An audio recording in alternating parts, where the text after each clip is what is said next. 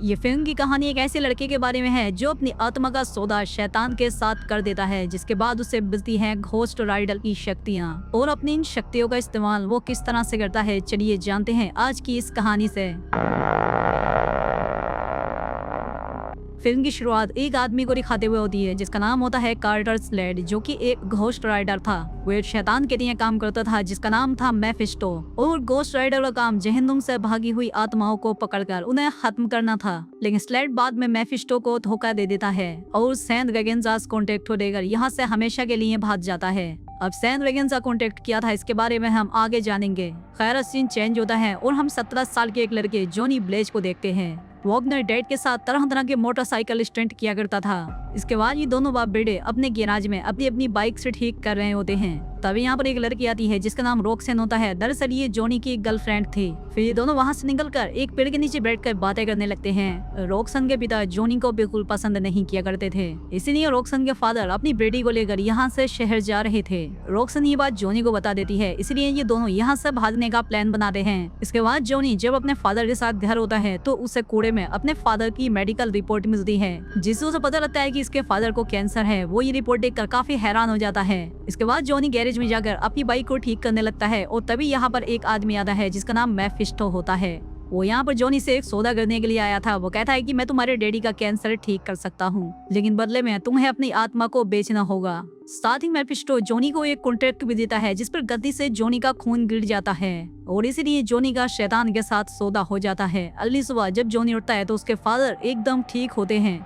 Johnny इन्हें काफी हैरान होता है और वो समझ जाता है कि कल रात उसके साथ जो हुआ वो कोई सपना नहीं था। अगली सुबह जॉनी रोक्सन के पास जाने के लिए तैयार होता है। ये करते हुए उसके फादर उससे डेट लेते हैं। वो उसे रोकते नहीं बल्कि उसकी फेवरेट बाइक की चाबी उसे दे देते हैं और अपना स्टंट करने के लिए चले जाते हैं। जब उसके फादर स्टंट कर रहे होते हैं तो उनकी बाइक फिसल जाती है, जिससे उन्हें काफी बुरी चोटें लगती हैं। अब उनके पास जॉनी भी आ जाता है और जॉनी के फादर उसके सामने अपना दम तोड़ देते हैं, जिससे वो बुरी तरह से टूट जाता है। इसके बाद वो अपनी बाइक लेकर रोक्सन के पास जा रहा होता है, तभी उससे रास्ते में मेफिस्टो दिखाई देता है, जिसे देखकर जॉनी की बाइक फिसल जाती है और वो गिर जाता है। इसके बाद मेफिस्टो उसके पास आकर उसकी आत्मा को निकाल लेता है और उसके शरीर में महाकाल यानी कि घोस्ट राइडर की शक्ति डाल देता है। वो उससे कहता है कि मैं वक्त आने पर तुम्हें बताऊंगा कि तुम्हें क्या करना है। इतना कहकर वो यहाँ से चला जाता है और फिर जॉनी रोक्सन के पास जाता है, लेकिन वो रोक्सन को अपने साथ बुलाकर नहीं लेकर जाता। इसके बाद कहानी 21 साल आगे चली जाती है, जहाँ पर हमें फिर से जॉनी ब्लेज को दिखाया जाता है, जो कि अब एक फेमस स्टंट मैन बन गया था। वो यहाँ पर एक साथ 50 ट्रक के ऊपर से छलांग लगाता है।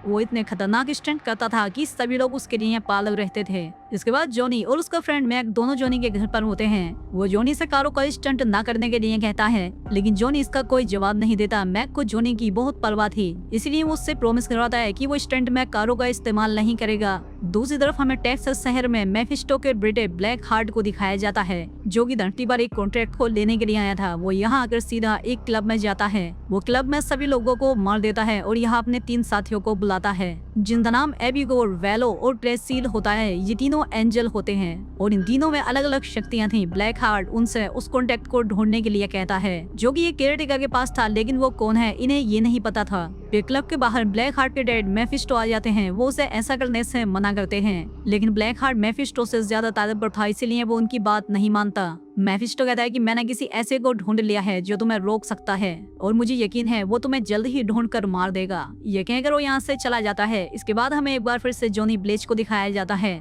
जो कि एक बार फिर से अपना मोटरसाइकिल स्टंट करने वाला था। उससे बातचीत के लिए बहुत सारे मीडिया वाले आए हुए थे जो जॉनी का इंटरव्यू लेना चाहते थे, लेकिन वो सभी को मना कर देता है क्योंकि वो किसी को भी इंटरव्यू नहीं देता था। तभी उसका इंटरव्यू लेने के लिए एक लेडी आती है, जो कि और कोई नहीं बल्कि उसकी पुरानी गर्लफ्रेंड रोक्सन थी, जो कि अब एक रिपोर्टर बन चुकी थी। वो उसे देखकर हैरान हो जाता है और वो उसे इंटरव्यू देने के लिए मान जाता है। जब रोक्सन उसका इंटरव्यू ले रही होती है, तब जॉनी उससे एक पर्सनल सवाल पूछता है और साथ ही उससे कॉफी पर चलने के लिए भी पूछता है, लेकिन वो उससे कुछ भी नहीं कहती और यहाँ से चली जाती है। इसके बाद हमें मैक को दिखाया जाता है, जो कि जॉनी को बता रहा था कि जंप कैसे लगानी है, और तभी यहाँ पर 6 बड़े हेलीकॉप्टर आ जाते हैं, जिसे देखकर मैक हैरान हो जाता है क्योंकि इस बार जॉनी किसी कार या ट्रक के ऊपर से नहीं बल्कि हेलीकॉप्टर के ऊपर से स्टंट करने वाला था। वो ऐसा इसलिए करता है क्योंकि ये उसके डैड का सपना था। मैक उसे ऐसा करने से मना भी करता है, लेकिन वो नहीं सुनता और अपनी बाइक स्टार्ट करके उन 6 हेलीकॉप्टर के ऊपर से छलांग लगा देता है। ये देखकर पब्लिक और मैक काफी हैरान हो जाते हैं और स्टंट पूरा होने के बाद ये सब खुशी से चिल्लाने लगते हैं क्योंकि जॉनी ने स्टंट की हिस्ट्री का एक नया रिकॉर्ड सेट कर दिया था। वो यहाँ से निकलकर सीधा रॉक्सन के पास चला जाता है जो कि अपने स्टूडियो जा रही थी, लेकिन जॉनी अपनी बाइक को उनकी कार के सामने ले आता है और उन्हें रोक लेता है। जॉनी एक बार फिर से रॉक्सन से कॉफी के लिए पता करता है और इस बार रॉक्सन उसे ना नहीं कह पाती और हाँ बोल देती है। इसके बाद रॉक्सन रात में एक रेस्टोरेंट में बैठकर उसका इंतजार करने लगती है। उसे यहाँ इंतजार करते हुए काफी रात हो जाती है। दूसरी तरफ जॉनी अपने घर होता है। वो रॉक्सन के पास जाने की तैयारी कर रहा होता है, लेकिन तभी उसके पास मेफिस्टो आ जाते हैं। वो उससे कहता है कि मैं हर एक स्टंट में तुम्हारे साथ था, इसीलिए तुम्हारा हर एक स्टंट कामयाब हुआ। साथ ही वो उससे कहता है कि अब तुम्हारे काम करने का वक्त आ गया है, अपना वादा पूरा करो, ब्लैक हार्ट को ढूंढो और उसे खत्म कर दो। जॉनी ऐसा करने से मना कर देता है और अपनी बाइक स्टार्ट करने लगता है, लेकिन उसकी बाइक स्टार्ट नहीं होती। मेफिस्टो कहते हैं कि तुम्हें ये काम करना ही होगा, तुमने कॉन्ट्रैक्ट पर साइन किया है और अगर तुमने ये काम कर दिया तो मैं तुम्हारी आत्मा को तुम्हें वापस लौटा दूंगा। ये कहकर वो अपनी छड़ी को जमीन पर मारता है और जॉनी की बाइक स्टार्ट होकर बहुत ही तेजी से दौड़ने लगती है। साथ ही उसकी बाइक से अब आग निकलने लगती है, जिससे सभी बिल्डिंग्स और दुकानों के शीशे टूट जाते हैं। दूसरी तरफ ब्लैक हार्ट उस केयरटेकर को ढूंढने के लिए एक ट्रेन यार्ड में चला जाता है। ब्लैक हार्ट यहाँ पर मौजूद एक आदमी से कब्रिस्तान के बारे में पता करता है, जिस पर वो आदमी उसे उसके बारे में बता देता है, लेकिन फिर भी ब्लैक हार्ट उसे मार देता है और तभी इस जगह पर जॉनी आ जाता है। वो यहाँ पर घोस्ट राइडर में बदल जाता है। फिर ब्लैक हार्ट के आदमी घोस्ट राइडर पर हमला कर देते हैं और उसे मरा हुआ समझकर यहाँ से जाने लगते हैं, लेकिन वो मरा नहीं था। वो उठता है और अपनी शक्तियों से ग्रेसियल को राख बना देता है। साथ ही वो रास्ते में एक चोर की रूह को भी निकल जाता है, क्योंकि उसने बहुत सारे मर्डर किए थे। फिर वो उसे मारकर एक कब्रिस्तान में चला जाता है, जहाँ वो घोस्ट राइडर से वापस अपने असली रूप में आ जाता है। उसे यहाँ आकर कब्रिस्तान का केयर टेकर मिलता है। वो उसे कहता है कि तुम घोस्ट राइडर हो और घोस्ट राइडर शैतानी आत्माओं का शिकार करता है। वो कह रहा है कि तुम दिन में तो नॉर्मल इंसान रहोगे, लेकिन हर रात तुम घोस्ट राइडर बनोगे। साथ ही वो उसे कहता है तुम अकेले घोस्ट राइडर नहीं हो, एक और भी था जिसका नाम कार्टर स्लेट था। वो पुलिस वाला और एक लालची इंसान था। एक दिन वो अपने लालच की वजह से पकड़ा गया और उसे फांसी लगने वाली थी। तभी उसने तुम्हारी तरह शैतान से सौदा कर लिया और घोस्ट राइडर बन गया, लेकिन बाद में उसने मेफिस्टो को धोखा दिया और सैन वेगेंजास के कॉन्टेक्ट को लेकर भाग गया। वो उसे बताता है कि सैन वेगेंजा गांव में वहाँ के सभी लोगों ने अपनी आत्माएं मेफिस्टो को बेच दी थी। अगर कार्टर स्लेट मेफिस्टो को वो कॉन्ट्रैक्ट दे देता तो वो बहुत ताकतवर बन जाता, इसीलिए उस कॉन्ट्रैक्ट को लेकर यहाँ से चला गया। अब वो कॉन्ट्रैक्ट कहाँ है किसी को कुछ नहीं पता और ब्लैक हार्ट उसे ही लेने के लिए आया है। वहीं दूसरी तरफ जॉनी की बाइक ने पूरे शहर में तबाही मचा दी थी। साथ ही उसने चोर का मर्डर भी किया था, जिसकी तहकीकात टेक्सास शहर की पुलिस कर रही थी। तभी उन्हें वहाँ एक नंबर प्लेट मिलती है जो कि जॉनी की बाइक की थी। यहाँ पर रॉक्सन भी थी जो इस सब की रिपोर्टिंग कर रही थी। तभी यहाँ पर जॉनी आ जाता है। जॉनी रॉक्सन से कल रात के लिए माफी मांगता है, इसलिए रॉक्सन उसे यहाँ बहुत कुछ सुनाकर चली जाती है, क्योंकि कल रात रेस्टोरेंट में उसने जॉनी का बहुत वेट किया था। खैर जॉनी यहाँ से अपने घर चला जाता है और वहाँ जाकर अपनी पावर को कंट्रोल करने की कोशिश करता है। वो ऐसा कर ही रहा होता है कि तभी यहाँ पर रॉक्सन आ जाती है। वो यहाँ पर उससे माफी मांगने आई थी, लेकिन ये दोनों यहाँ पर बात करते करते किस करने लगते हैं, क्योंकि रॉक्सन अभी भी उससे प्यार करती थी। फिर जॉनी उससे यहाँ से जाने के लिए आता है, जिस पर रॉक्सन उससे सच्चाई पूछती है कि आखिर तुम ऐसा क्यों कर रहे हो। इसीलिए जॉनी उसे सब कुछ बता देता है। वो कहता है कि मैंने अपनी आत्मा को एक शैतान को बेच दिया था और रात होते ही मैं बदल जाता हूँ, लेकिन वो उसका यकीन नहीं करती और यहाँ से चली जाती है। उसके जाने के बाद ही यहाँ पर पुलिस आ जाती है और वो सब पकड़कर जेल ले जाते हैं। पुलिस वाले उससे पूछताछ करते हैं, लेकिन वो उन्हें कुछ नहीं बताता, इसीलिए पुलिस वाले उसे खूंखार कैदियों के साथ बंद कर देते हैं। वो सारे कैदी यहाँ पर जॉनी को मारने लगते हैं, लेकिन अब जैसे ही रात होती है जॉनी घोस्ट राइडर बन जाता है और एक बच्चे को छोड़कर सभी को मार देता है और जेल तोड़कर यहाँ से भाग जाता है। और अब इसीलिए उसके पीछे पूरी पुलिस फोर्स पड़ जाती है। अब वो अपनी बाइक को लेकर एक बिल्डिंग पर चढ़ जाता है, जहाँ उसे मारने के लिए ब्लैक हार्ट का एक आदमी एबी गोरी यहाँ था। वो जॉनी पर हमला करता है। जब जॉनी उसे मारता है तो उस पर कुछ नहीं होता, क्योंकि वो हवा का फरिश्ता था, लेकिन कुछ ही देर में जॉनी उसे अपनी शक्तियों से मार देता है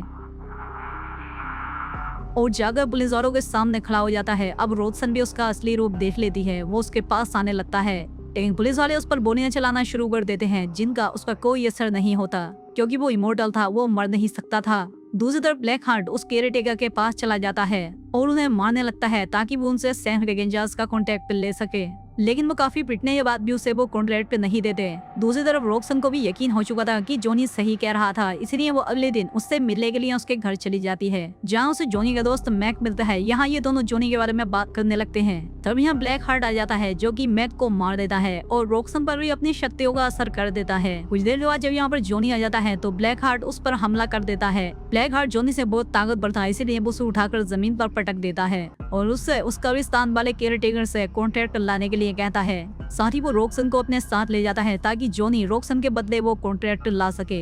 इसके बाद जॉनी सीधा उस कब्रिस्तान वाले केयरटेकर के पास जाता है और उससे वो कॉन्ट्रैक्ट मांगता है। केयरटेकर वो कॉन्ट्रैक्ट उसे दे देता है और उससे कह रहा है कि चलो मैं तुम्हारे साथ सैन बेगेंजास गांव तक चलता हूँ। केयरटेकर अपने घोड़े को आवाज लगाता है और वो उस पर बैठ जाता है। उसके ऐसा करते ही वो घोस्ट राइडर में बदल जाता है। ये देखकर जॉनी बहुत हैरान होता है क्योंकि यही कार्टर्स लेक था। अब ये दोनों सैन बेगेंजा गांव तक रेस लगाते हैं जिसमें ये दोनों बराबर होते हैं। जब ये दोनों उस गांव तक पहुंच जाते हैं, कार्टर्स लेक बताता है कि मेरे पास ये आखिरी चांस था घोस्ट राइडर बनने का जो मैंने इस दिन के लिए बचा कर रखा था। साथ ही वो जॉनी से कहते हैं कि तुम ब्लैक हार्ट को हरा सकते हो, बस अपने पर भरोसा रखो क्योंकि तुम अभी तक के सबसे ताकतवर घोस्ट राइडर हो। ये कहकर वो यहाँ से चले जाते हैं। अब जॉनी इस गांव में जाने लगता है और ब्लैक हार्ट वेलो को उसे मारने के लिए भेजता है। वेलो उसे पानी में डुबाकर मारने की कोशिश करता है क्योंकि वो पानी का फरिश्ता था, लेकिन जॉनी अपने घोस्ट राइडर के रूप में आ जाता है और वेलो को जलाकर राख कर देता है। इसके बाद वो ब्लैक हार्ट के पास चला जाता है जहाँ इन दोनों की फाइट शुरू हो जाती है जिसमें ब्लैक हार्ट ही जीतता है। उसके पास वो कॉन्ट्रैक्ट भी आ जाता है जिसे पढ़कर ब्लैक हार्ट के अंदर इस पूरे गांव के लोगों की आत्माएं आ जाती हैं। अब और भी ज्यादा शक्तिशाली हो जाता है। अब ब्लैक हार्ट उसे मार कर एक चर्च में फेंक देता है। तभी रोक्सन जॉनी की गन उठाकर ब्लैक हार्ट पर हमला कर देती है जिससे वो जॉनी को छोड़ देता है और जॉनी फिर से एक बार घोस्ट राइडर बनकर ब्लैक हार्ट को पकड़ लेता है और अपनी शक्तियों से उसकी सभी आत्माओं को जला देता है जिसमें ब्लैक हार्ट मारा जाता है। ये सब खत्म होने के बाद यहाँ पर मेफिस्टो आ जाते हैं और जॉनी को उसकी आत्मा वापस करने के लिए कहते हैं क्योंकि जॉनी ने अपना वादा पूरा किया था। साथ ही वो उससे घोस्ट राइडर की भी सभी शक्तियों को वापस मांगते हैं ताकि वो किसी और को घोस्ट राइडर बना सके, लेकिन जॉनी इसके लिए तैयार नहीं होता क्योंकि वो नहीं चाहता था कि अब कोई इंसान अपनी आत्मा को बेचे। इसीलिए वो उसे अपनी घोस्ट राइडर की शक्तियां देने से मना कर देता है और मेफिस्टो गुस्से में यहाँ से चला जाता है। इसके बाद जॉनी और रोक्सन एक बार फिर से अपनी पुरानी जगह पर जाते हैं जहाँ से इनके प्यार की शुरुआत हुई थी। अब यहाँ पर जॉनी रोक्सन से बात करके अपने अगले काम के लिए निकल जाता है और इसी के साथ ये फिल्म यहाँ पर खत्म हो जाती है। दोस्तों वीडियो अच्छी लगी हो तो वीडियो को लाइक और कमेंट करके जरूर बताएं। मिलते हैं हमारी अगली वीडियो में।